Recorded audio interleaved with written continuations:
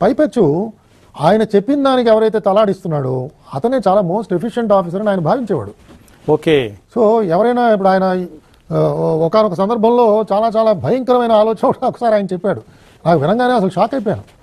విశాఖపట్నంలో ఉన్న స్టీల్ ప్లాంట్ని తీసేసి అక్కడ క్యాపిటల్ సిటీ కడదా ఉన్నాడు ఆయన.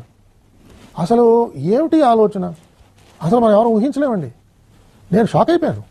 నేను వాదించాను ఆయనతో. వాదిస్తుంటే నాకు తిరస్కరించాడు ఆయన. ఏమిటి నువ్వు ఇలా మాట్లాడతావు నాతో అన్నాడు. ఏంటి అసలు ఏంటన్నా నువ్వు ఇలా మాట్లాడతావు ఏంటన్నా? నీతో వచ్చిన సమస్య ఇదే అన్నా. ఇలా మాట్లాడుతున్నాడు ఆయన. అంటే ఇప్పుడు అలాంటి నేను స్టీల్ ప్లాంట్ వల్ల పొల్యూషన్ ఎక్కడ ఉంది సార్? లేదండి అంటే నువ్వు అన్నిలాగా మాట్లాడతావు అన్నా అని నాతో ఆయన వాదనకు దిగారు. సార్ అలా కాదు సార్, దయచేసి అర్థం చేసుకోండి. సిటీ మధ్యలో ఉందన్న, అది తీసేసి 33,000 ఎకరాలు అక్కడ క్యాపిటల్ సిటీ కట్టేద్దాం ఉన్నాడు ఆయన. సో ఇలాంటి ఆలోచనలు అన్నీ ఆయనలో ఎందుకు వచ్చాయి? ఎవరు చెప్తే వచ్చాయి? అదేదో కాకతాళీయంగా ఆయన ఆలోచన చేసేవాడా?